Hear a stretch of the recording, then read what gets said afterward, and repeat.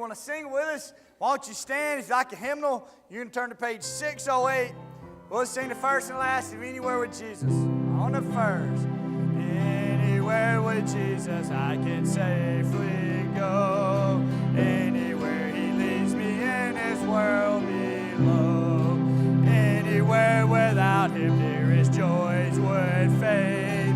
Anywhere with Jesus I am not afraid. Anywhere, fear I cannot know. Anywhere with Jesus I can save. On the last. Anywhere with Jesus I can go to sleep. When the darkness shadows round about me dream. Knowing I shall waken nevermore to roam. Anywhere with Jesus will be home, sweet home. Anywhere, fear I cannot know. Anywhere with Jesus I can safely go. Good singing. Now it's time of service. We're going to receive our tithes and offerings. I'm going to ask Brother John West if he would go, Lord, in prayer for us tonight. Lord, we thank you for the many blessings you bestow upon us each and every day, and us this sure appreciation for these blessings. I give it back to you, that portion which you richly deserve. Amen. Amen. You may be seated.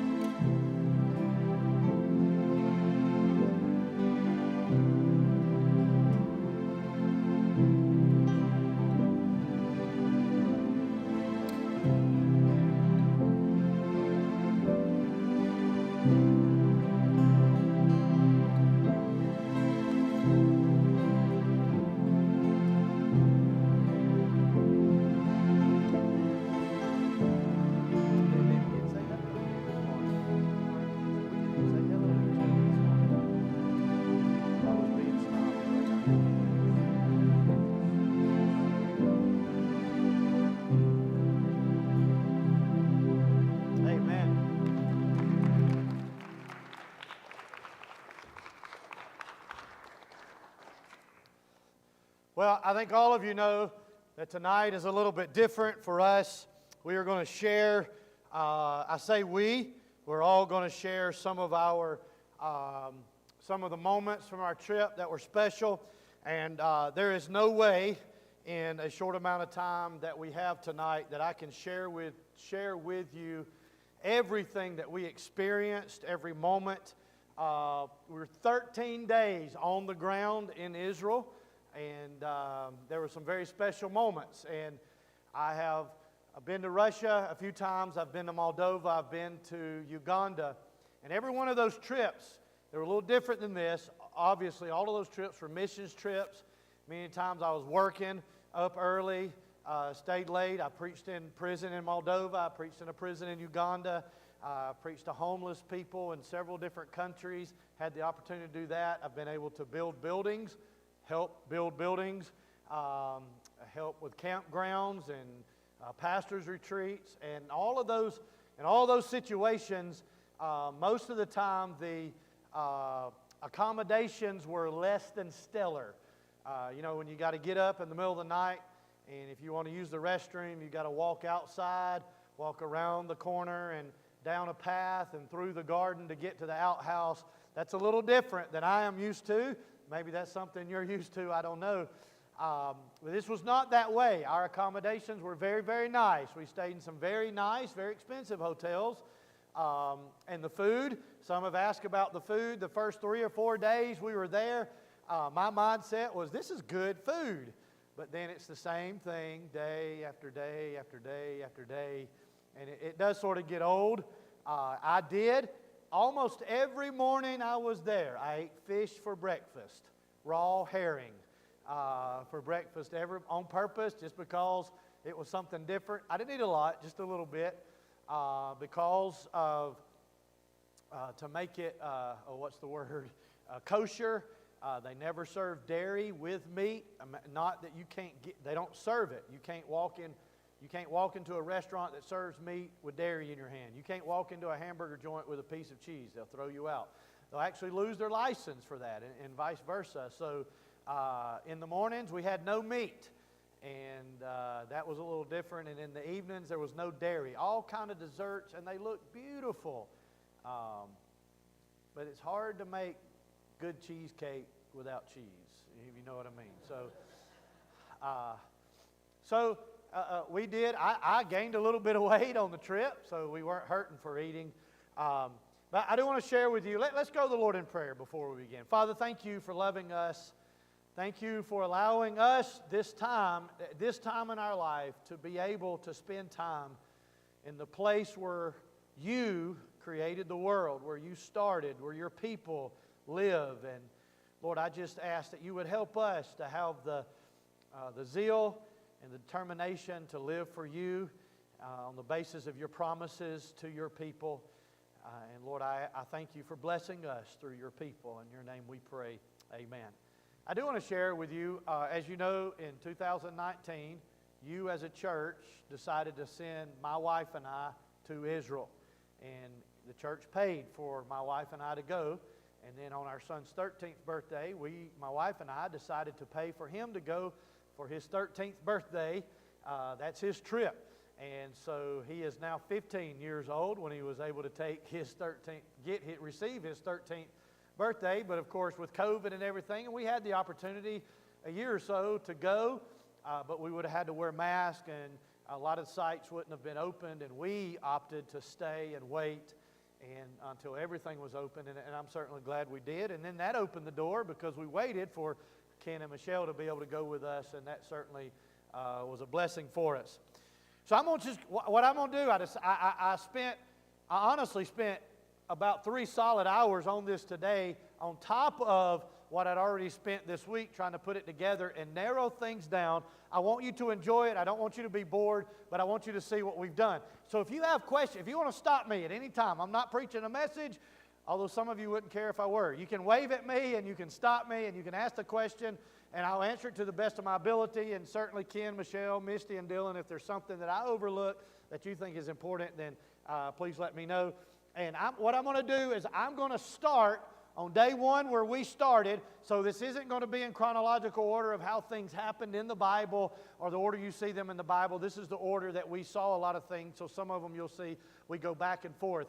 And because we were there for more than 10 days, most tours are 7 to 10 days. Because we were there for more than 10 days, we actually got to spend a few days south in southern Israel in the Negev Desert, where a lot of people don't get to spend. I've talked to several people who have taken tours in Israel, and they didn't get to do some of the things that we got to do, and this is where we spent the first part of our journey. I think I'd have rather spent the last part of our journey there. I understand why we did it, because we're building toward the cross, but it didn't. It rained in Jerusalem 3 days that we were there.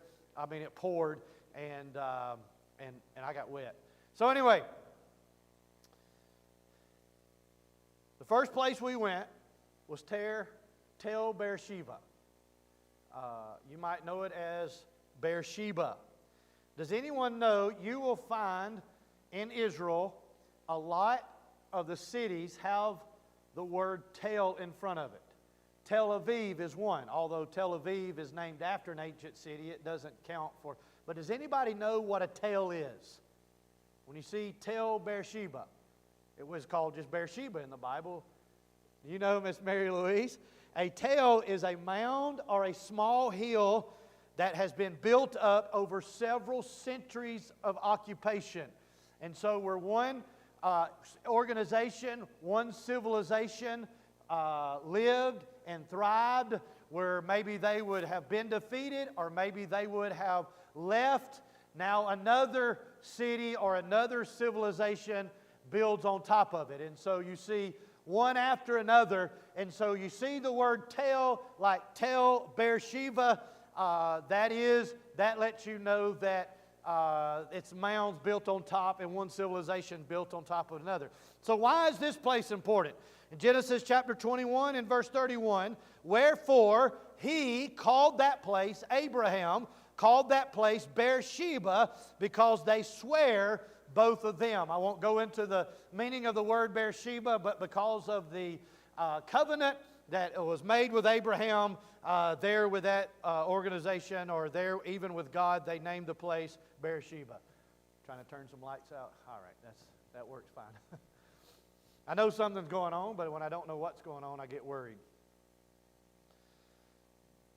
Genesis 26, and he went up from thence to Beersheba, and the Lord appeared unto him the same night and said, I am the God of Abraham thy father. Fear not, for I am with thee, and will bless thee, and will multiply thy seed for my servant's sake.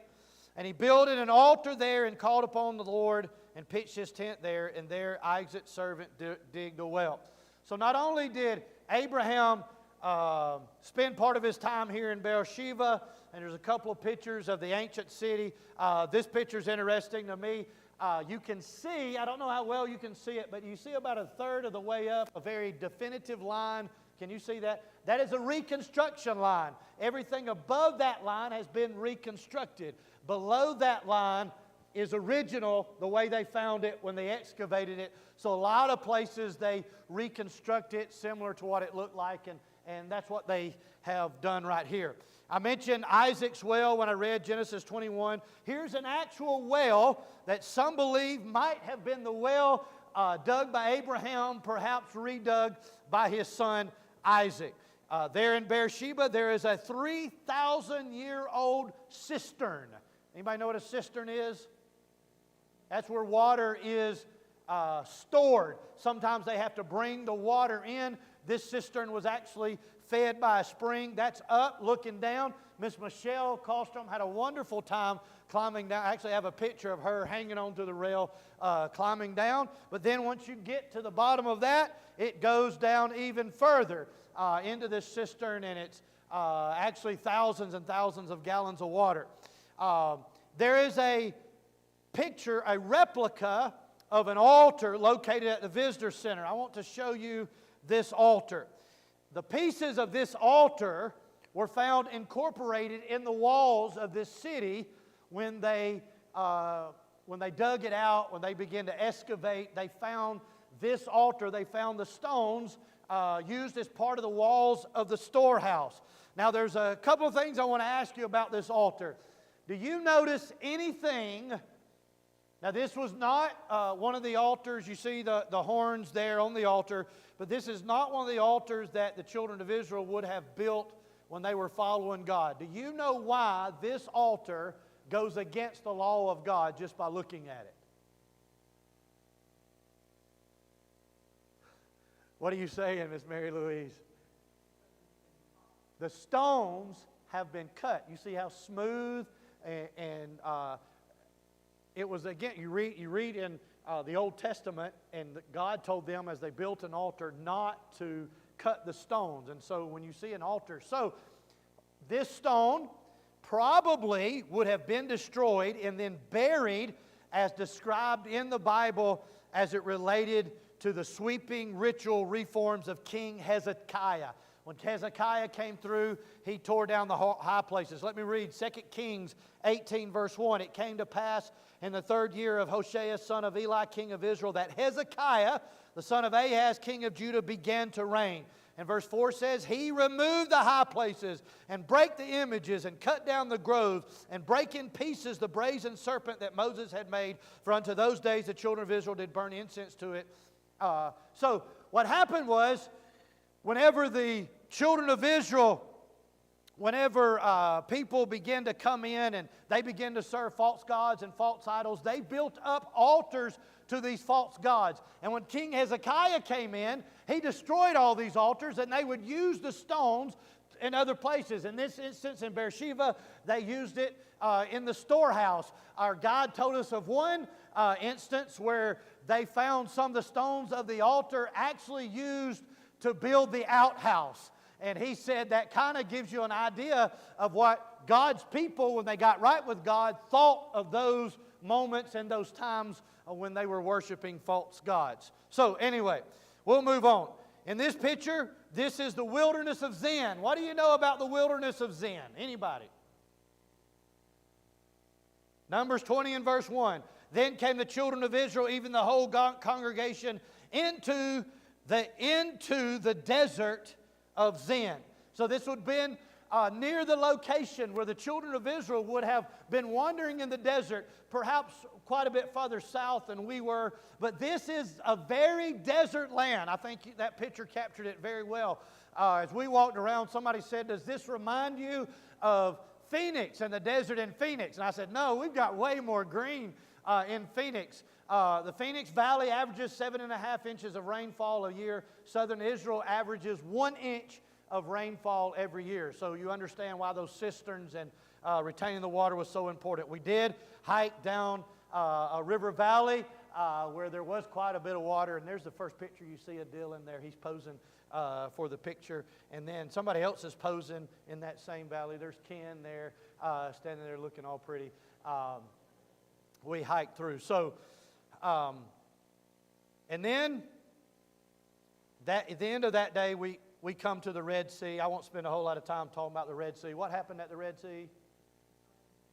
I figure most of you know that God used Moses to part the Red Sea, and found some beautiful people there. There's Ken and Michelle standing in the Red Sea, and we all jumped in and went swimming in the Red Sea.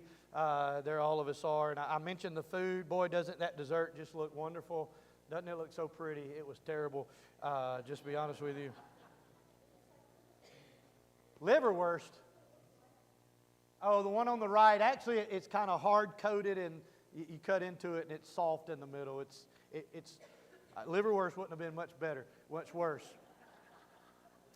And then we come to Timnah. And this is the place of Solomon's mind. I'll show you a picture of Timnah. It is believed that this is the place where King Solomon may have processed the raw materials for the temple. Large mines, they're deep in the ground. We found some interesting things in those mines while we were looking around in some of the culverts and so on and so forth. But our guide let us know that anything large and found during that time period, they call it Solomon something. So it may or may not have been the mines that Solomon dug the copper out to help build the temple. It was interesting. There were some carvings on the wall, and I know you can't see it real good. You can't see it real good in person over time, but this is what some of the carvings look like. They've redone them there, but they would have rock engravings is what that is. And they were all over the place. There were several spots. We only looked at a couple of them that go back thousands and thousands of years. But to me, it was at this point, at the end of this day, when we got to one of the most interesting things to me. I knew we were going there, but I didn't think it would be as interesting to me as it was. As you know, how many of you have seen replicas of the tabernacle? You've seen, the tabernacle that God gave them specific instructions to build. Well, we got to go to a replica, a size-by-size replica, direct replica, what we believe the tabernacle would have looked like. And it's there in the Negev, there near Solomon's mines. And as you see it, to me, it wasn't as large as my mind envisioned it. I thought it would be bigger. And so I questioned the guides there, the people showing us, and I said, is this, cubics and yards, in my mind, there's one thing.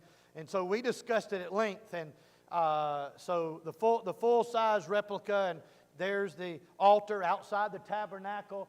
You see the four-horned altar. the priests were the only ones allowed in there, and they would sacrifice on the altar. And then there's the basin where they would wash and they would get cleansed, and it's on the other side of the altar. Now, why would they? Let me ask you. This was asked us on our tour. Why would they sacrifice and then cleanse themselves? Why would that be the process? Why do you sacrifice and then you wash up? It doesn't really have anything to do with the blood, don't think, because the blood's all throughout. The blood is a part of the process. I like your train of thought, but you can't be, now relate this to us. Remember, everything in the Old Testament points to Christ, points to us today. We cannot be cleansed until there's been a sacrifice.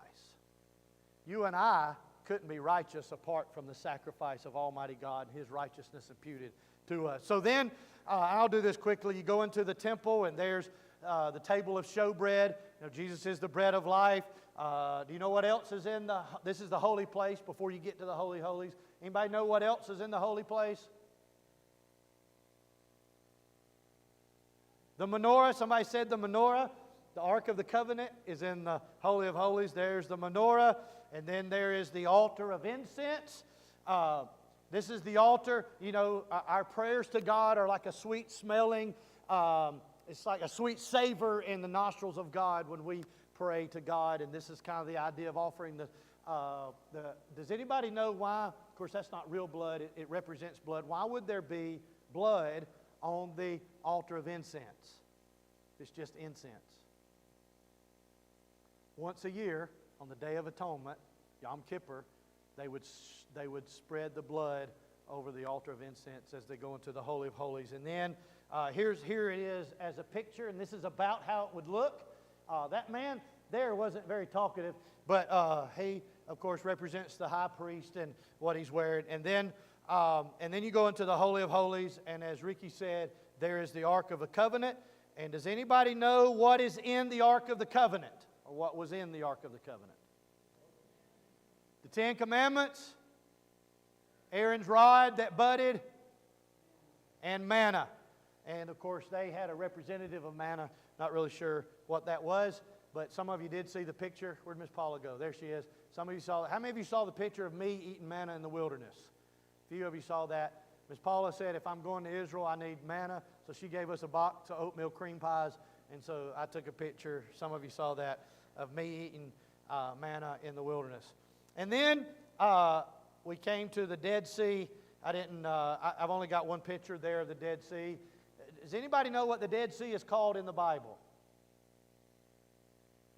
It's the lowest dry point on earth. It's the southern end of the Jordan River. It's called the Salt Sea, the Sea of Sodom, or the Eastern Sea throughout the Bible. Some believe that Sodom and Gomorrah are buried beneath the Dead Sea after they destroyed it. And then Genesis 13, when Lot lifted up his eyes, this would have been the general area that he would have looked to. And so it makes sense. By the way, I mentioned Ezekiel 16 and 17 this morning. Ezekiel 47 prophesies concerning the Dead Sea. Do you know what he says about the Dead Sea? And it shall come to pass that the fishers shall stand upon it. I'm just going to read one verse. From En Gedi even until En Gullim, and they shall be a place to spread forth net. Their fish shall be according to their kinds as the fish of the great sea, exceeding many. Now, what do you know about fish in the Dead Sea today? There aren't, but there will be. Ezekiel prophesies that the Dead Sea will live again, and so that's pretty neat. Then we come, I mentioned this morning, the story of Masada. This is where it's 70 A.D. when Israel was overtaken by the Romans and it was destroyed for the last time. Israel was no longer a nation. A lot of the Israeli rebels, zealots, they weren't going to give up. They encamped here.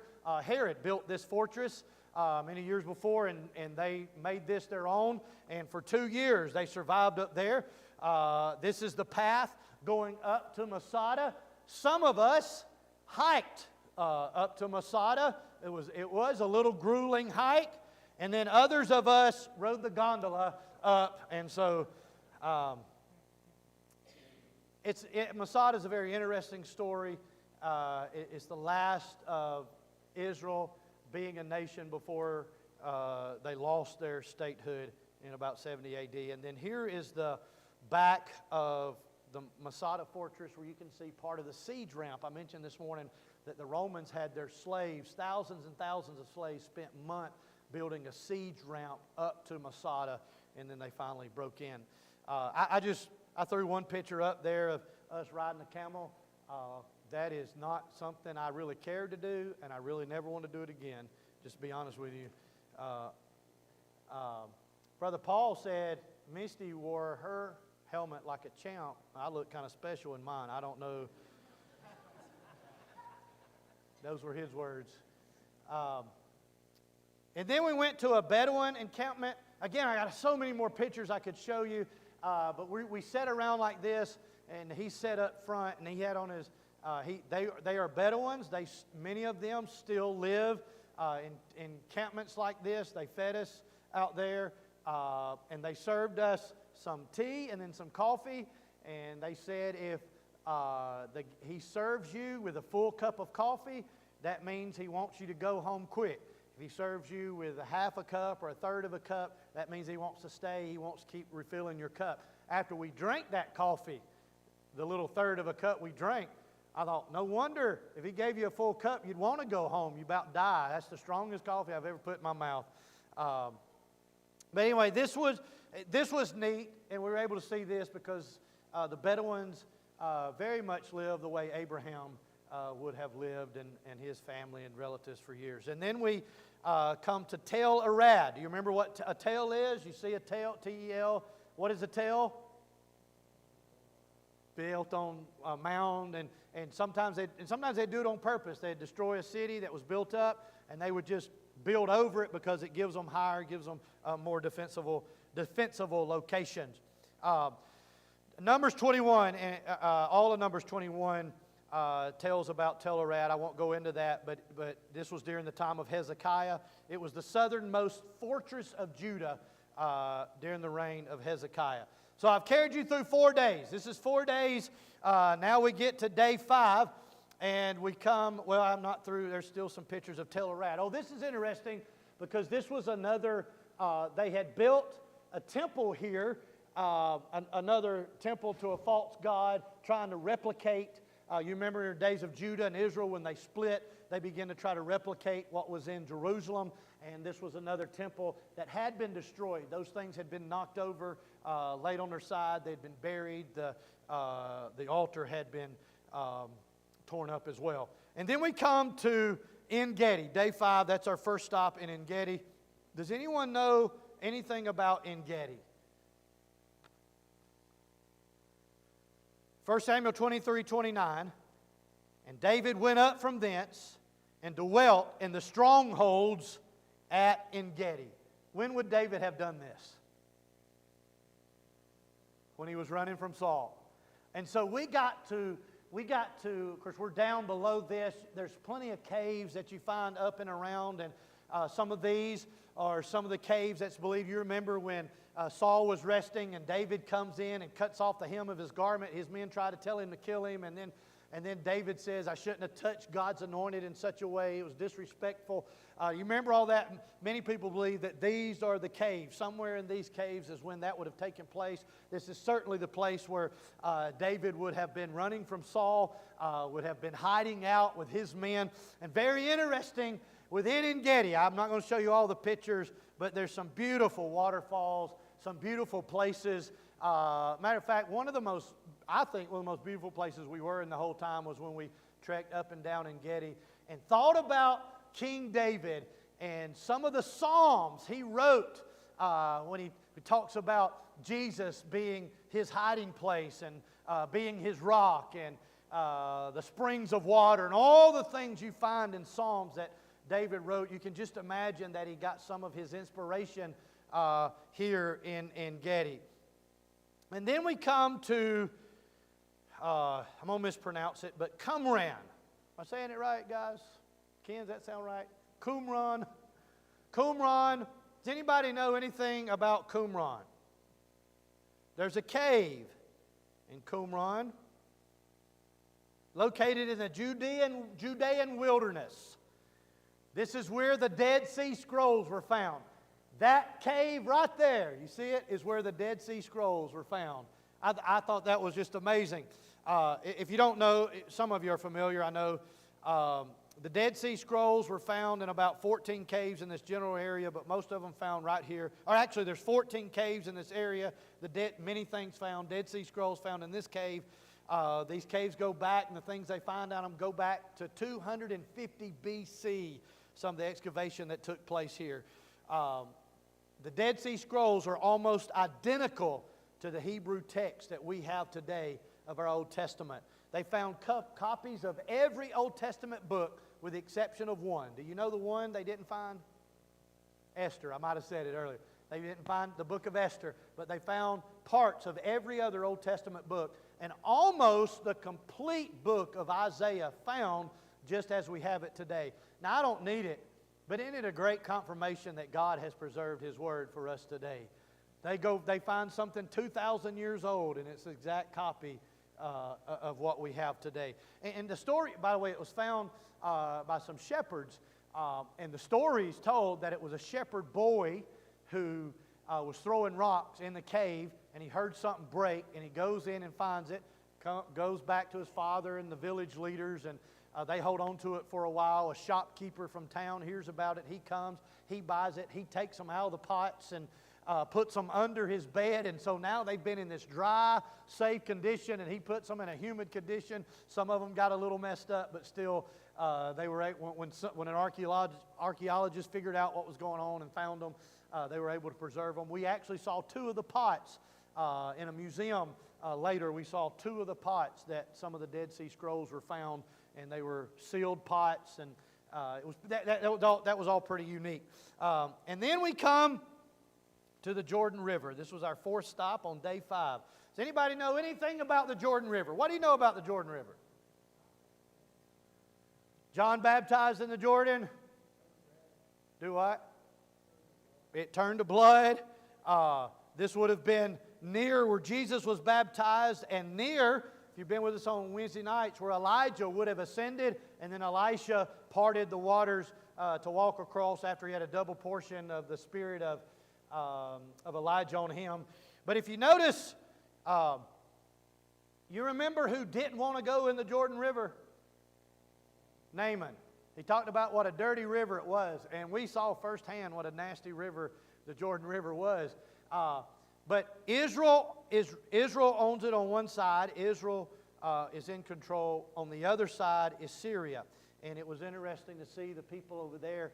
Some in our group were getting baptized, and then they did the same over there, but they had soldiers there, and our guide said, this is not a time to play around. Don't act like you're going to try to go across the Jordan. It was very narrow. You can see from this picture how narrow it is. But he said, you will get shot. And the wooden plank, yes, in the water, the floating, the stuff that's floating with the net is the dividing line. And I didn't even act like I was going across. I tried to send Dylan across, but he wouldn't go. And then, of course, they had some baptisms on the other side as well. And then we come to Jericho. That was our fourth stop of the day. We actually ate in a restaurant in Jericho. Unmute that, Brother Paul. I'll show. What they said was, they said, welcome to the oldest city in the world, the lowest point on earth, at the oldest restaurant in the area. It says, when we host someone we love, we play music. So here's the music.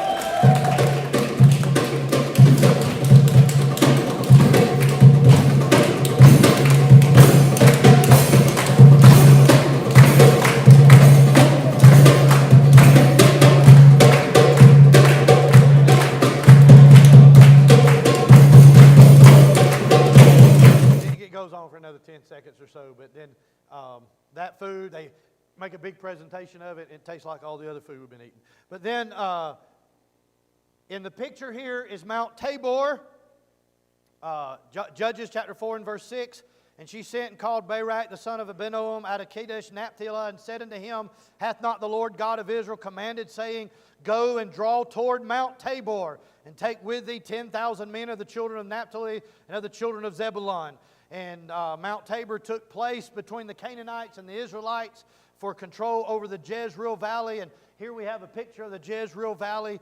But battles aren't the only thing that Mount Tabor is famous for. Many believe that this mountain, I'll go back to it, Mount Tabor, to be the location of the transfiguration of Jesus. Of course, that cannot be confirmed, but that is what some people believe. And then that night, we spent the night in Nazareth. And here is Nazareth. Nazareth is the largest Palestinian Arab city inside of Israel. And that's where we were for day 6, spent the night there, got up, and then we spent time at the Good Shepherd Baptist Church. They are, the pastor there, I got an opportunity to read. He asked me to read Scripture. Miss Paula asked, how in the world did you focus on reading with everything going on around you? The whole service was like that, was it not? Everything. It was so much activity. But it was real interesting. We got to hear Brother Todd Allen preached, and it was translated into Hebrew, and that was neat for us. He says a lot of his friends and family, they get saved, they move to America. He said, we're staying here in Nazareth to try to reach the people from God's hometown. We're trying to reach them, or from Jesus' hometown, we're trying to reach them for the Lord, and God has certainly blessed them. We took communion with this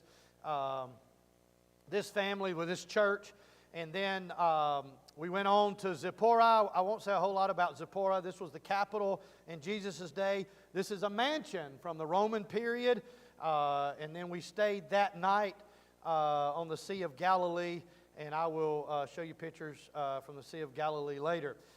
Then day 7, our first stop is in Tel Hazar. Remember what Tel is? This city, Tel Hazar, was 10 times bigger than Jerusalem at this time. And archaeologists have discovered a 6-chambered gate. And that's a picture of that gate. And what that means is when you go through, there's 6 different chambers, 3 on either side. So if you're trying to battle, you're trying to fight through, then somebody could hide in each of those chambers, and you didn't have one chamber you break in and then another chamber that you break into. But this is interesting because these gates are testimony to Solomon, and his 1 Kings chapter 9 talks about the places he built and his architectural mind going all different places, and so this is a testament to that. And then here, this is covered up. You can't see it because they're trying to protect it. They cover it with plexiglass, and it's got discovered over the years.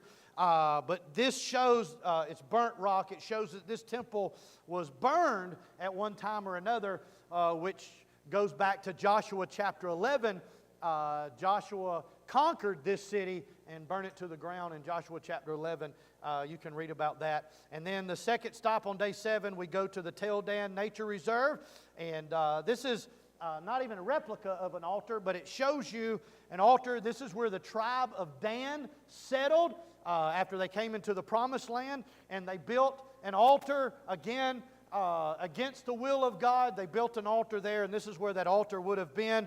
And then we come, as a matter of fact, 1 Kings chapter 12 talks about that. Jeroboam built this altar to keep people from going to Jerusalem. You remember, Jeroboam didn't want people to go back. He thought people would then go to the other side, if you will, and so he wanted to keep them there. Now here is a picture of Abraham's gate. Disregard the thing that covers it because that's just there to help protect it. But this is the oldest archway gate ever found in the history of the world. It's the oldest gate found. Many believe that this is the path that Abraham would have taken as he came from the Ur of Chaldees. And then Paul, the Apostle Paul, on his road to Damascus would have been very close to this gate if he wouldn't have gone through it. So you have both the coming together of the Old Testament and the New Testament there, which I thought was neat. And then we go to the temple of Pan, which is, Pan is the god of the wild.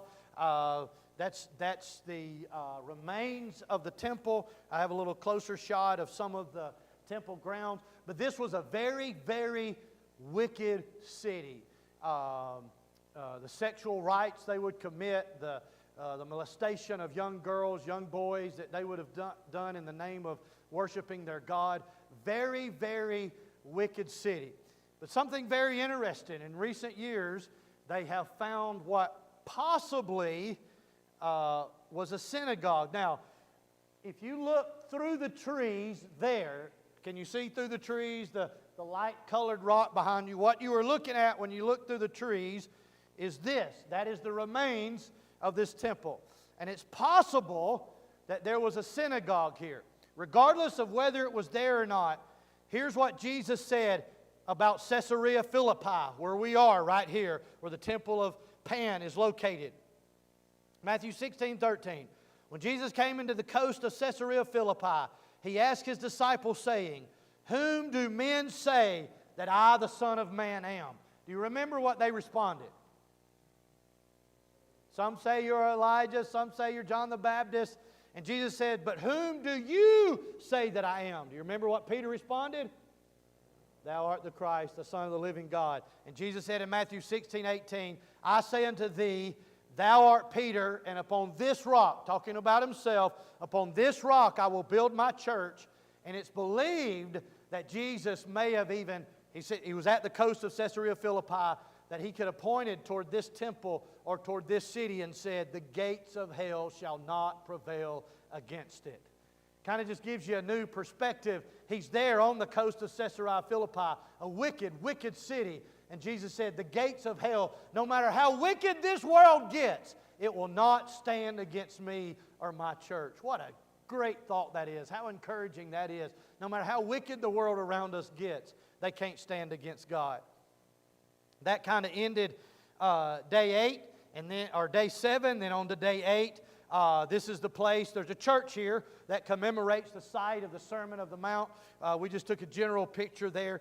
A lot of things, you'll hear me say this, now as we're getting closer to Jerusalem in our tour, things get real churched up. Do you know what I mean when I say they got real churched up? They get real ornate. A lot of the old archaeological sites have been built on top of. You can't even get to them anymore. They have these great big, beautiful, ornate churches, and they're beautiful, and it's sickening to me that they have all of this stuff on top of these kind of things. And there is a beautiful church there I didn't even want to take a picture of, and then here's part of the Beatitudes that Jesus preached there on the Sermon of the Mount. And this site here commemorates where Jesus would have fed His disciples breakfast. Do you remember when He fed His disciples breakfast? In John 21, after His resurrection, when John said, "I believe that's Jesus," and Peter puts his cloak on and jumps in the water, it would have been somewhere near this area, but this is the site that commemorates that. And then that's the second stop of the day. And then we come to Capernaum. What do you know about Capernaum?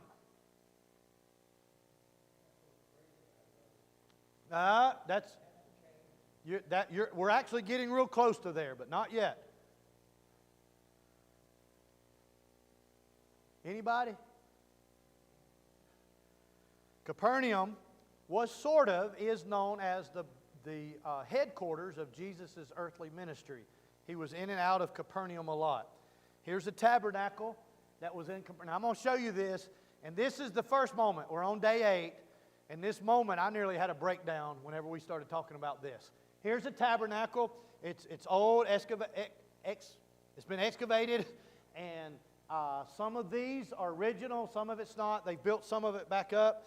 These are the streets outside the tabernacle. You see the tabernacle there in the background. These would have been some of the city streets, some of the things built up around the city. And then here, underneath, now they've built a church on top of it, but underneath this church, they've kept it where you can still get to it. It can still be excavated. It's believed this is Peter's house. Regardless of what it was, there was something special there because they had, in ancient days, they had built another wall around it, and they found no utensils in the building. Why does it matter if they find no utensils in the building? It wasn't a home. It wasn't for eating and that kind of thing. And we know that early on, the early church began somewhat to meet in Peter's home. And the guide said whether or not this is Peter's home really is irrelevant. We do know it's in close proximity to the tabernacle or to the synagogue. And here's why this matters. Mark 1, verse 29, and forthwith, when they were come out of the synagogue, this is Jesus, his disciples, they entered into the house of Simon and Andrew with James and John. But Simon, Peter, his wife's mother, lay sick of a fever, and anon they tell him of her. And he came and took her by the hand and lifted her up, and immediately the fever left her, and she ministered unto them. And at evening, when the sun did set, they brought unto him all that were diseased, and them were possessed with devils. And all the city was gathered together at the door, and he healed many that were sick of divers diseases, and cast out many devils, and suffered not the devils to speak, because they knew him. And here's what I began, and I was reading some of the signs. I took pictures of all the signs, and we was reading the scripture, and the guide was talking, and I just started getting chills. I thought, Jesus was right here in this synagogue. And I showed you this picture where, some of this has been rebuilt. We don't know about all that, but let me show you something right here. These stones right here, you see the darker colored stones right there? The darker colored stones are the original stones when this temple was built thousands of years ago. Those were the stones. Those were the stones that was there when Jesus taught in that synagogue. Is that not cool? I mean, it's just amazing to me that we can actually say that, and we know that, and whether or not that was Peter's house, Jesus walked all over that area. So what I did was I walked all around, so I can say I walked where Jesus walked. Wherever he walked, we had to cross steps one way or another. I didn't really. And then later that day, we come to Chorazim, or Chorazin, it's called in the Bible. And the Bible says of Chorazin, woe unto thee, in Matthew, woe unto thee, Chorazin, woe unto thee, Bethsaida, for if the mighty works which were done in you had been done in Tyre and Sidon, they would have repented long ago in sackcloth and ashes. In other words, this is a city, this is just a part, just one picture of this city that was cursed by Jesus himself, and you don't hear of them again anywhere in history. Then we come to the place where William mentioned this is where the maniac of Gadara would have been. And I've lost my place in my notes. Mark chapter 5, you read about him. Now, I did not take this picture. I stole this picture from the internet because as we were there, we were actually walking down below this. This is a site that commemorates it. As one person asked, where would the pigs have run off into the lake right here? So we just, real quickly, it was getting very cold and very windy and very rainy, so we just got out and looked at it and got back on the bus. Miss Michelle, you want to make your way on up here? I've asked each of them to share one spot that meant something to them. You can actually stay down there if you'd rather. One spot, and we have some pictures. We actually got to take a boat tour on the Sea of Galilee. This is the boat we were on, and I'll just say this. When we were about to get on the boat, on the dock, the wind was, it was blowing, the waves were blowing, and that boat was bang, bang, bang against the dock. A couple people in our group said, nope, we're not getting on. They turned around. That's how we have pictures. They were standing on the dock taking pictures of us on the boat. They were probably the smart ones. We're not going to get on that boat. Go ahead, Miss Michelle. Do you have a, yeah. Oh. Yeah, that's kind of a stormy one. I tried. Yeah, do you have a regular one? Doesn't matter. That's maybe a better one. Yep, that's good. I have a scary one. That is a scary one. So as we toured Israel, the place that moved me the most was the Sea of Galilee, and that's what this is here. We arrived on January 29th after touring all day long. Ken and I went down to the shore. It was so peaceful and calm. My thoughts went to all the miracles that had happened there. As I was standing there taking it all in, and I noticed how calm the water was, and wondered how could this body of water cause such a storm that would frighten the disciples so much to awaken Jesus in their fishing boat. 2 days later, we found out. A storm came in that night and continued for the next few days. We toured the other side of the Sea of Galilee, and the waves were hitting the shore, and it was raining. So it doesn't look that bad here, but it was. The wind was... Well, some of you saw the video of us, and it just calmed down a bit, but some of you saw the rain behind us a little bit, and I don't think any of us if we'd have been thinking, well, maybe we were thinking, we were coming back to the dock, how rocky it was. All of us were trying to hang on to the boat, to be honest with you. It was. Yeah, It was crazy. So at this point, we were on the other side. We got back on the tour bus, and Michelle Allen said the next excursion was the boat tour, and because of the water was so choppy, was there anyone that did not want to go on the tour? I raised my hand instantly, and then I heard a voice. Michelle, put your hand down. It was Pastor Mike. I looked at him and I said, but I get seasick. Misty said, I do too, and she had some medicine that would help. So I decided I would go on the boat. I put my hand down. We had 25 minutes before we reached the other side, so I started praying instantly. Lord, please keep us safe on that boat, and please do not let me throw up. Over and over, that's all I kept praying. Then I remembered the scripture from Luke 8:25 and heard, where is your faith? That was not Pastor Mike that time. The scripture was speaking to me as we walked on the pier. The boat was rocking, and it was even hard to get on the boat, like Pastor had said. The waves were just everywhere, and there was a storm. As soon as we got onto the water, the clouds parted, and the sun came out. And there was a picture of a rainbow. you might can see it a little. Yeah. I was not afraid, and I was not nauseous at all. When we came back to the docks, the waves were rocking us so bad, it took us 3 times before we could even dock. Pastor even was trying to help with holding the rope. It was too much. Yeah. I understood that story so much more. The scripture came to life to me like never before because I was there and I could see exactly what happened in an instant on that water. After that, I was not nervous about how many stairs we had to take or how high something was, because I think everybody knows I'm afraid of heights, or tight spaces. The voice that came back was, where is your faith? And my nerves went away, knowing that I would be safe and I could do it. I was so happy that I was able to experience everything on that trip without any limitations.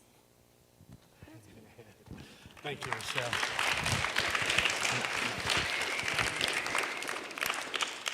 It was amazing to be on the Sea of Galilee. It was one of those experiences that I'm glad Michelle didn't miss out on. I'm glad she braved it and got on it. It's pretty cool to be on the water where Jesus calmed the storms. We were that. How it's so beautiful and calm until it isn't. Then we went to Magdala. That was day 9. Anybody know anything about Magdala? Does that sound familiar?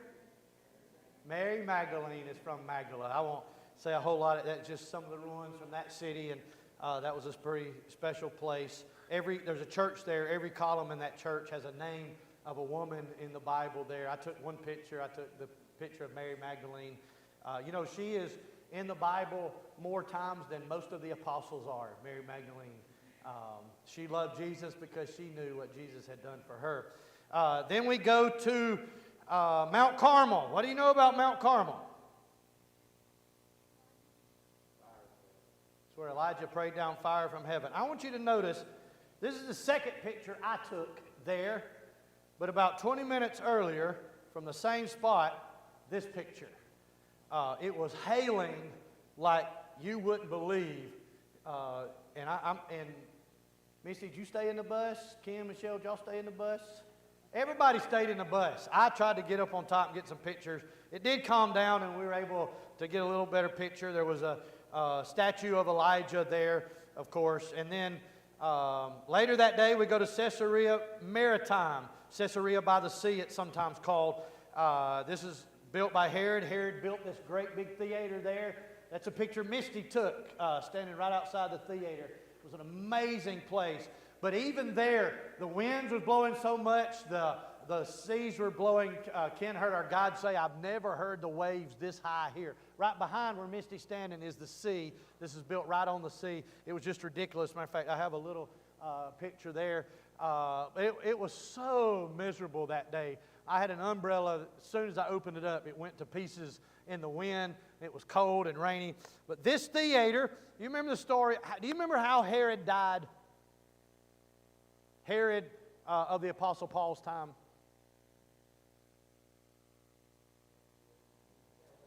Yeah, you got it. Because he was being worshipped as a god, and he accepted people's worship, God struck him dead. And then he was eaten up by worms. It's believed that it happened right here somewhere in this theater. And then this is, I showed you this picture, but this is the remains of the promontory palace that Josephus, the historian, said was the most magnificent palace that Herod had built. And then we move on to the next day. We come to the ancient city of Dor. Biblically, it's where Joshua again conquered this city. And then we come to the Valley of Elah. Misty's turn to say a few words. They all waited till about day 9 to start talking. I had to fill in before then.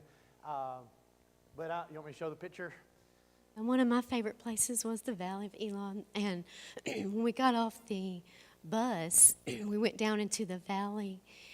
And we all gathered together, as you see, and we're reading 1 Samuel 17. And does anybody know what happened in this valley? What happened in the Valley of Elah? What? David and Goliath. Yes, so it was kind of neat to hear the story, to be where this happened. And just be able to visualize that, made that story come to life. And it was kind of interesting too that the boy in the purple that's reading the chapter, his name was David, so it was kind of neat. But as we were standing there, you can visualize, because you could see the one mountain where the Israelites would have been, and then you can see on the other side where the Philistines were. And as we were there, as he was reading the chapter, I just kind of visualized what was going on. And as the Philistines brought Goliath in front of the Israelites, no one wanted to fight him. But David had enough trust in the Lord that he was going to be the one to fight Goliath. And so he went to a brook, as you know, and he was able to pick up 5 smooth stones. And it says in 1 Samuel 17:40, and he took his staff in his hand, and he chose him 5 smooth stones out of the brook, and put them in a shepherd's bag, which he had, even in a scrip, and his sling was in his hand. And he drew near to the Philistines. I never thought about it before until then, about how much faith he had to have. As a kid, you sing about it and you hear about it, but you really don't put a lot of thought into it. And I was standing there that day, I was convicted about how little trust I have sometimes over the littlest things that we do. But David had so much trust in the Lord that he was going to fight Goliath with a little stone. And so we were able to pick some stones out of that brook, which was pretty neat. And I just want to real quick take a moment to thank you as a church family for sending us. It meant a lot to us, and a lot of people had told us before that once you go, you'll never hear the stories again the same as you did before. And so even this morning when he was talking about Jericho and the different places, I could visualize where that was, and it was very neat. So I want to thank you for that. Just hold on to the mic.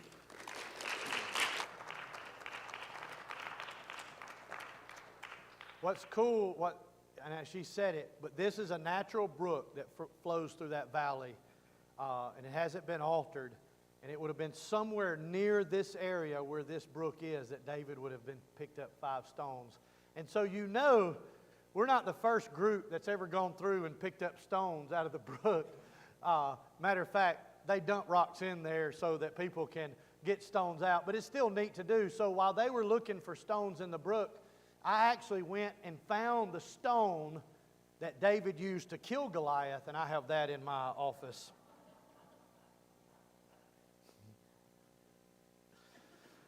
I have it along with the skull of Goliath. So we were supposed to, I believe it was this day, we were going to go back to the West Bank. We had spent some time, we had gone back, you have to go through security, go to the West Bank. A lot of stuff that you see in the Old Testament was on the west, what's now the West Bank.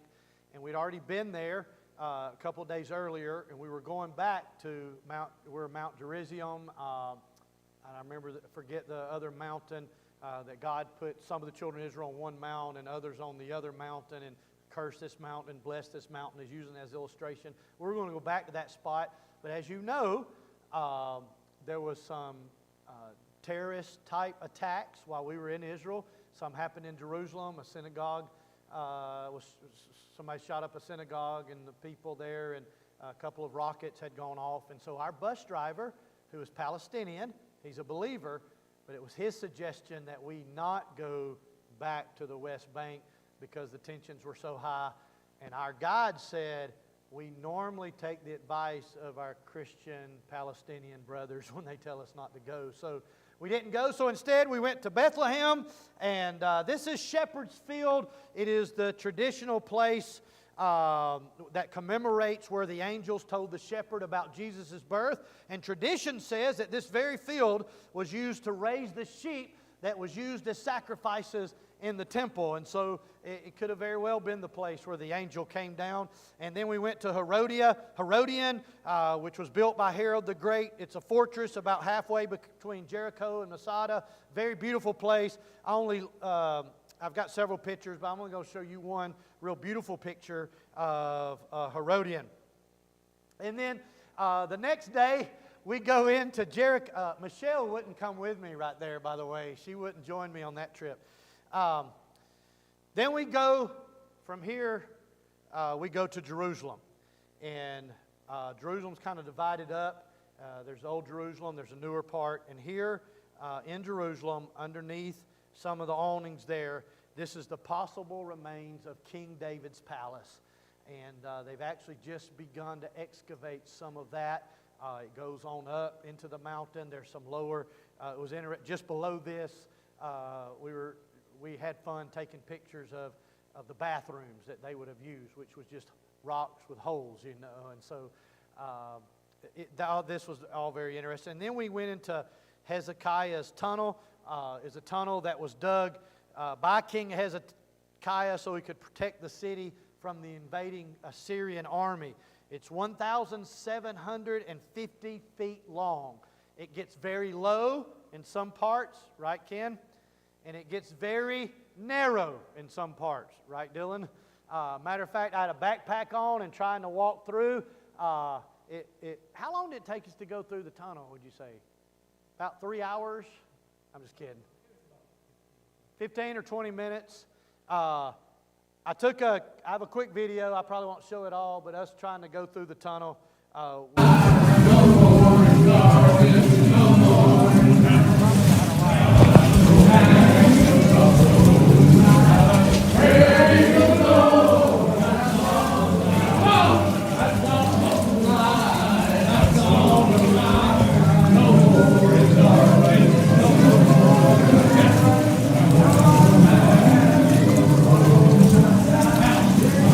So in some places, I had knee-length shorts on.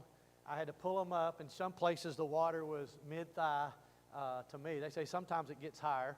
There's only a couple of small places, but it was water the whole time through it. And about halfway through it, I thought, what if it floods while we're in here, right?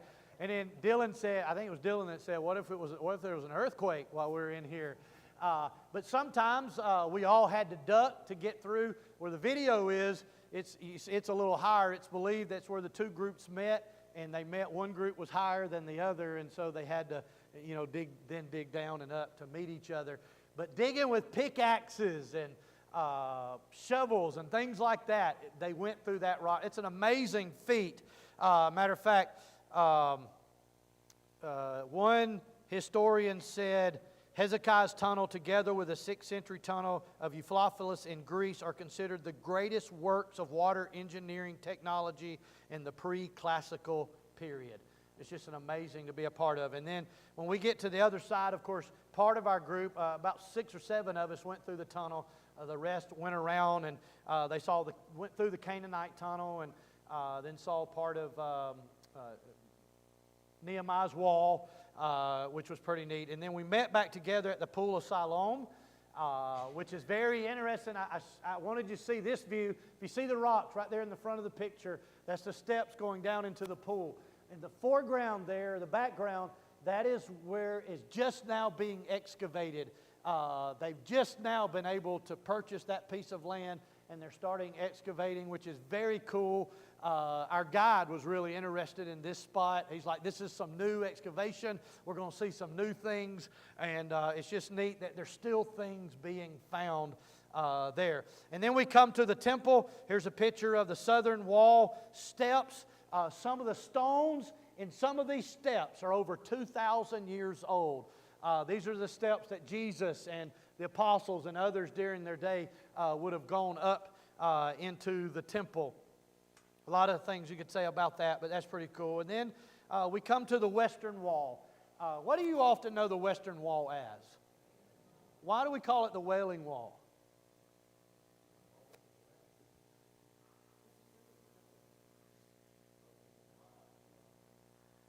Even before people began to cry out to God, this was the place where the Jews, they were exiled from their land, from their country. Many of them were killed.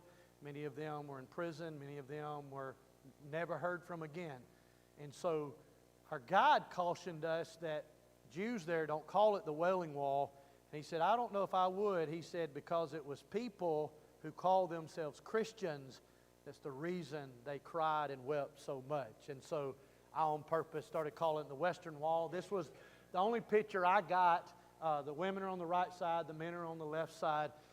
And I intended to take more pictures when I walked down there. I told some of you that were here Wednesday night.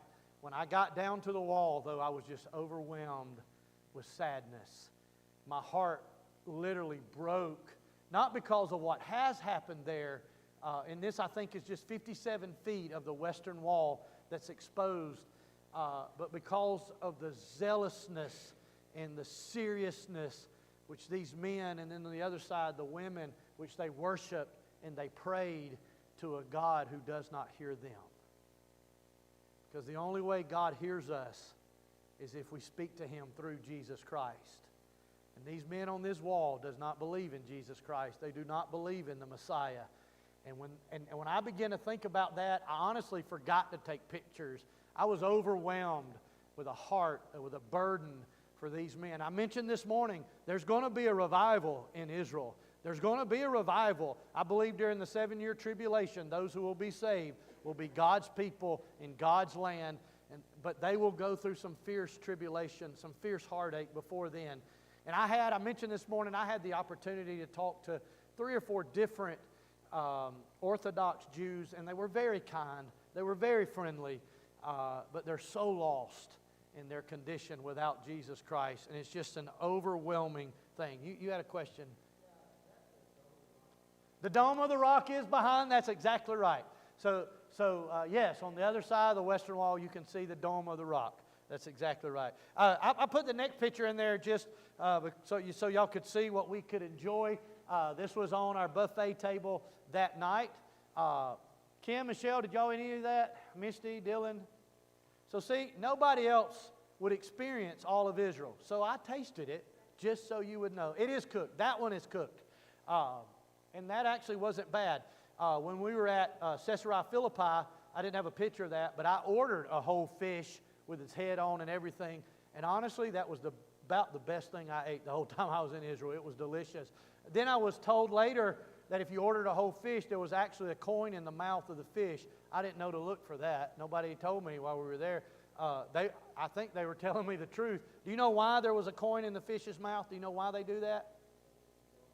Because Jesus told them to get it, to pay their taxes, go catch a fish, and there was a coin in the mouth in the New Testament. That's exactly right. So then we come to day 12. This is the Eastern Wall. I intended to have 2 pictures here, but I have you see in the distance the Eastern Wall, and of course the Eastern Gate is there, or Gate Beautiful it's called. Peter and John healed the man asking for alms. Peter said, silver and gold have I none, but such as I have give I thee, rise up and walk. It would have been along the Eastern Wall at the gate there. Matter of fact, the Ottomans sealed up the wall there and sealed up during Muslim influence. because the Jews believed Jesus is going to come back through the eastern wall, and so they sealed up the wall to keep Jesus from coming back. Does that sound ridiculous to you? I don't think that's going to stop Jesus. What do you think? And then we come to the pool of Bethesda, which is mentioned in John chapter 5. Jesus performed a miracle there in that location. And then we come to the Garden of Gethsemane. I asked Ken if he knew when Misty and Dylan, do y'all remember being at the Garden of Gethsemane? I didn't even know we were at the Garden of Gethsemane. I didn't even know that's all. I was rushing past it, and I took a few pictures. These are pictures I took. I went back to look. Did I even take any pictures? What happened was it was pouring rain. We got out. We parked. I had to park down the street and get out of our bus. At least one, maybe two other tour buses stopped. People were getting out. It was raining. I stepped in a puddle of water that went over my ankles. Some of our people were going one way and some were going the other way. And I actually stood at the curb to try to guide our people. Our guide's going this way. We need to go this way. And then finally we made it up there. And so I didn't realize where we were up there too. I didn't realize this was it. But it was later this day. We were in a church. Actually, the Allens sang in the church. It was beautiful. A sign inside said, "Please be silent unless you are singing." And so people would come in and sing, and different groups would sing different songs. We sang with some other groups, and the Allens sang a song just right there together. It's beautiful. I thought it was the best that I heard them sing all week long. But I was in there, and I honestly was miserable. I was tired of my feet being wet for 3 days in a row. We got back to the hotel. I had to dry out my feet with shoes with a hairdryer. My tennis shoes were dripping wet with water. It was cold. It was miserable. They said bring a light jacket. I had a light jacket. I had a shirt and a T-shirt. But when it gets soaking wet through it, my umbrella was torn up.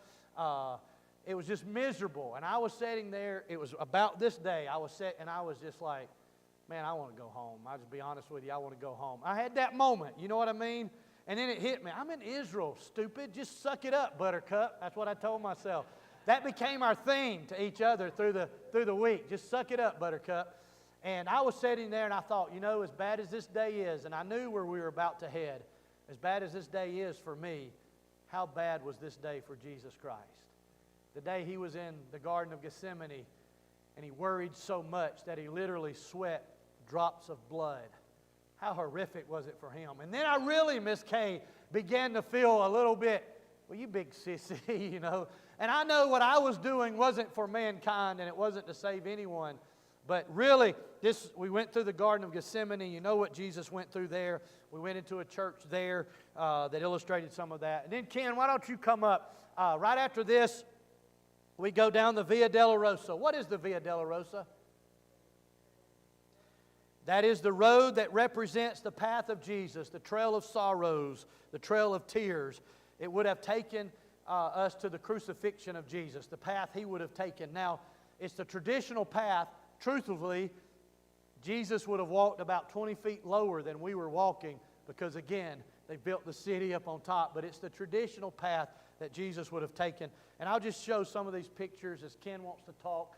I don't know what you want to show when, Ken. These are some of the that's fine. stations along the way. So, by this time, this part of the trip, we were pretty overwhelmed. I mean, we had talked about it, too, that, we had seen so many things, and we were cold and we were wet.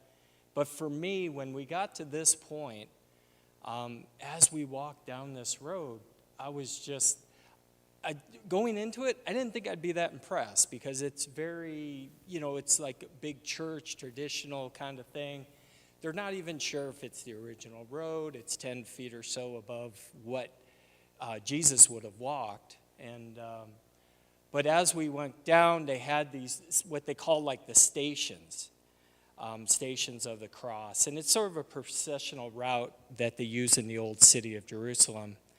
The route honors the events as Christ made his way to Golgotha to be crucified. Now, the route travels from the former Antonia fortress where Jesus was tried and convicted to death to the Church of the Holy Sepulchre, where tradition holds that Jesus was crucified. And it's marked by 14 stations or events as Jesus carried his cross. So, as the group traveled along this, I started to feel this sort of overwhelming sense of sadness that I hadn't really experienced up to this point. Like, it was, we had just seen so many things, and we really didn't have a lot of time to get and really meditate about what we were seeing. We were just sort of going through all these locations.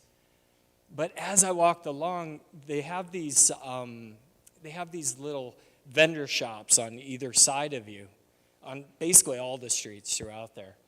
And as I'm walking along and I'm seeing these stations, and it's various things that had happened during the Passion as he's carrying the cross, I noticed in one little shop, I noticed this table set out, and there was a thorn of crowns.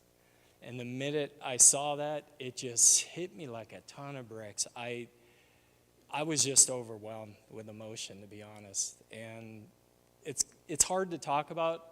I've really wanted to talk about a lot of other things, but we've already covered it. So, but just for me to know what Jesus did, and like Pastor talked about, we were complaining, it was cold, we were tired, but what did Christ do for us? He carried that cross for us. He died for our sins. So that's really, for me, that was my moment in this trip, that it really came to focus for me. What are we doing here? We're doing it for the glory of Christ. That's what this trip's about. And when I think about it, to be blessed to be able to take this trip, for me, it just tells me that with that blessing, for us to be able to experience this, there is a responsibility too. We need to tell people about what we experienced. And that moment was just, it really put in the focus everything we had done up to that point. It was an amazing trip, and all I can say is, if you get a chance to do it, do it. Go to Israel, because I was a little skeptical, to be honest. I was not, because for me, I was like, well, is it really going to improve my faith? Is it really going to make a difference? It does.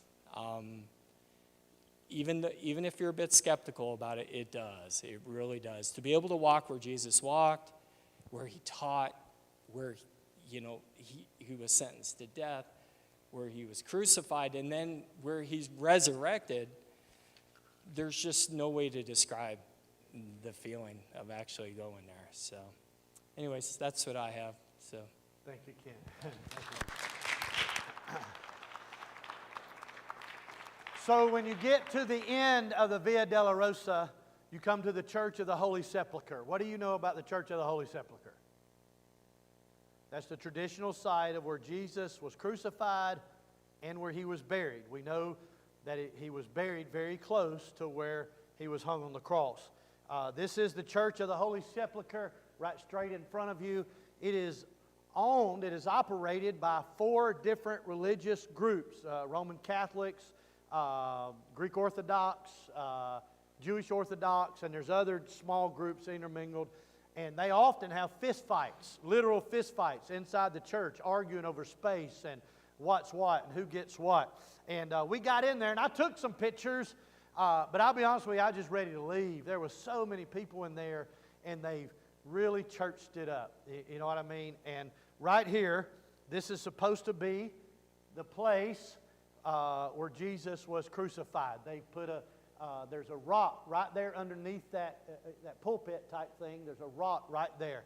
And you know what we saw people doing? There was a line to get around. We actually was in front of it. There was a line to get around, and they'd come around and they would kiss and hug and just smother themselves on that rock. Same thing, you go down below, and there's a rock where they prepared Jesus for his burial, supposedly after his crucifixion, and people were just kissing it and throwing perfume on it and crying. And then you go around to this is supposed to be the tomb where Jesus was buried. They've obviously put something over it, and it's become such a place.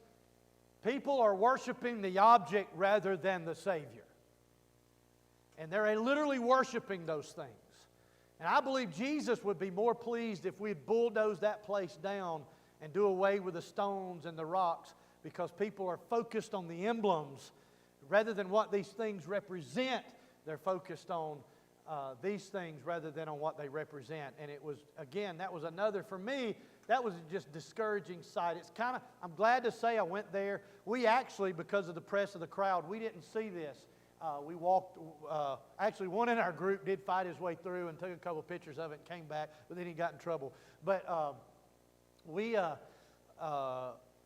actually, and you know, truthfully, they have their Roman Catholic things they do in there and the Orthodox things they do in there.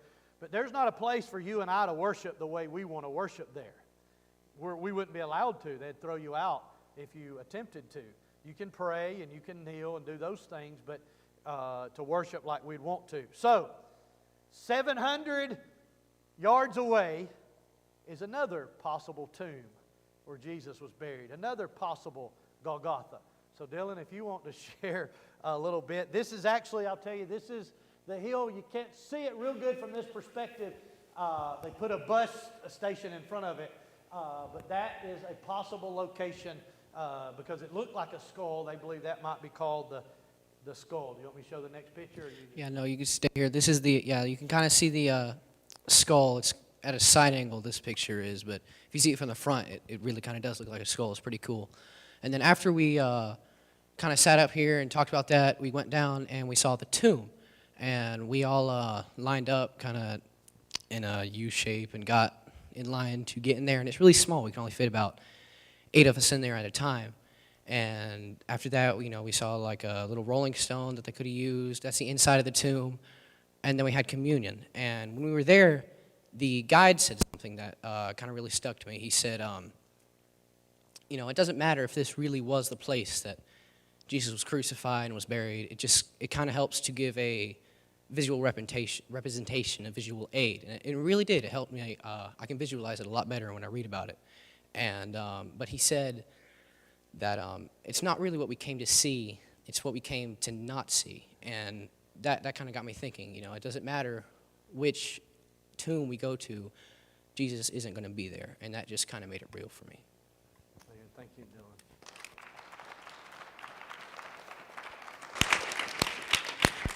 It's kind of funny, you go to the tomb of Jesus, you don't go to see anything, right? It's what you don't see that matters. So then we finished up that day in the tomb. He mentioned we had a little service there. We had communion at the tomb. And I think for all of us, we'd say that was a pretty special day. The rain had stopped, number one, and then we weren't surrounded by all these people worshiping objects. We could just worship and focus on Jesus for a little bit, and that was actually really special. We sang a hymn. I don't remember what we sang there, and anyway, it was a special day. And then we had one more day, and I'll briefly mention this. Brother Williams already pointed out, we went to the Dome of the Rock. Now, the Dome of the Rock sits where Solomon's temple used to be. Archaeologists have proved this is this place of Solomon's temple. But today, where the Dome of the Rock sits, that whole plaza area is owned by the Jordanians. The king of Jordan is in control of this area. Years ago, Israel gave this area back to. They conquered it, they defeated. Some Israeli soldiers stuck a flag up there, but Israel gave it back as a token of peace. So this area inside of Israel is controlled by the king of Jordan. It might have helped a few years ago, several years ago now, when the Palestinian nations tried to attack Israel once again. Jordan was the only nation that didn't attack, and so there might be a little strategy involved there as well. But this is the Dome of the Rock. This is where Solomon's temple used to sit. This is where Muslims believe Muhammad jumped on his horse and landed on this rock and started the world, something like that. I'm not making fun. I just really don't know what it was supposed to be. This is the inside.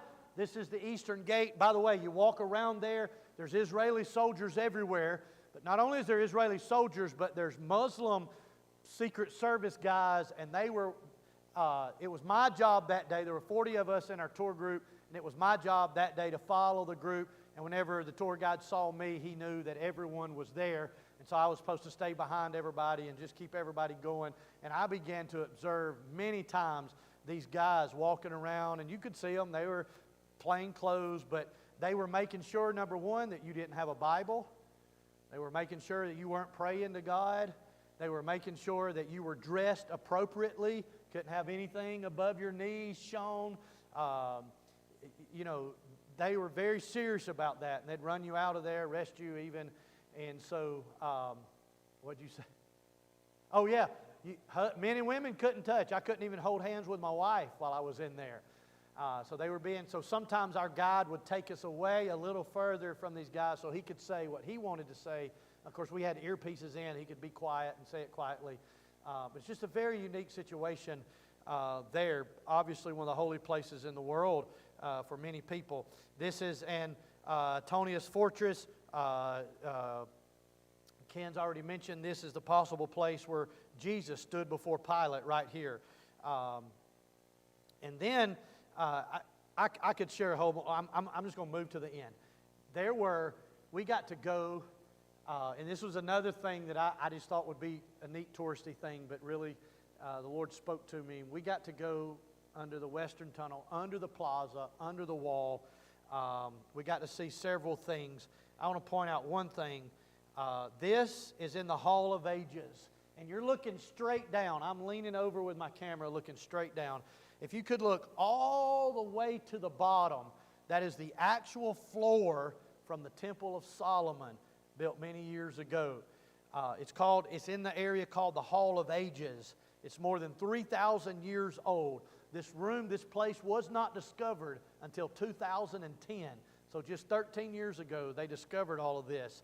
And it contains, if you go up, you start at Solomon's Temple, and the guide was pointing out each little section contains archaeological discoveries from different civilizations. So the Byzantines or the Byzantines and the Ottomans and on you could go. And it's just a classical example of subsequent civilizations building on top of one another with these vaulted arches, which, by the way, help keep the Western Wall intact.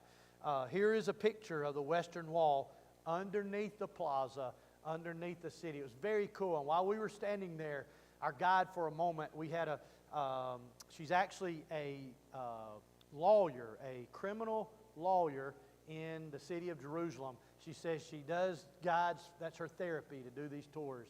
And we got under there, and she said, I want you to think about something.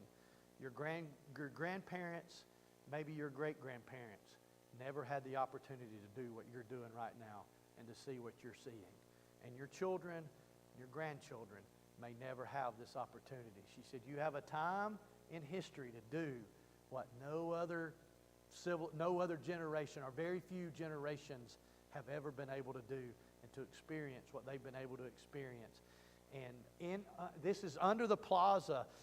This rock right here was the largest stone found in the excavation of the Western Wall. That's one whole stone, weighs over 300 tons. Me and one other guy lifted it. Can you imagine how they moved those things? But with all that being said, with everything we could say, by the way, that excavation, it's under the Western Wall. There's people praying. They have to be quiet. Can you guess how they took out every piece of rubble underneath the Western Wall? In buckets and bags, by hand. They excavated every bit of that over the last several years, which is amazing to think about. But to be there in that place that's so old was just a unique experience. Dylan mentioned it and pointed it out. The highlight of our trip was what we didn't see. Jesus isn't in the tomb. I'll tell you, it was special to me to even think back and look at the pictures, to think about the places where Jesus walked. You know, there's some places where, okay, something happened in this general area.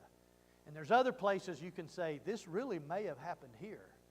And then there's places where you say, this definitely happened here. And here's why we know it happened here.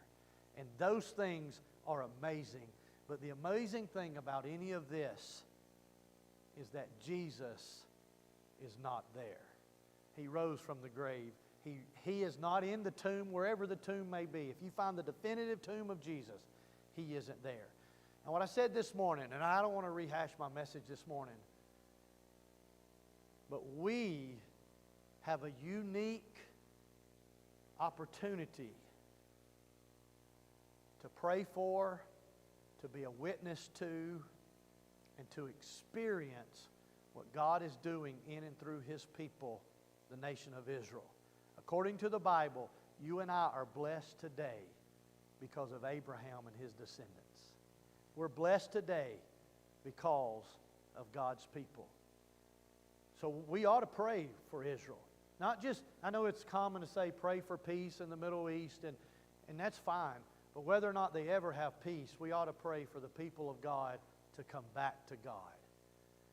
God's people who refused Him and turned away from Him, pray that they accept Him as the Messiah, as He promised to come. I'm going to pray and dismiss. If you have questions, certainly you're welcome to stay and ask, and we can talk about whatever you want to talk about, but I don't want to hold anybody captive.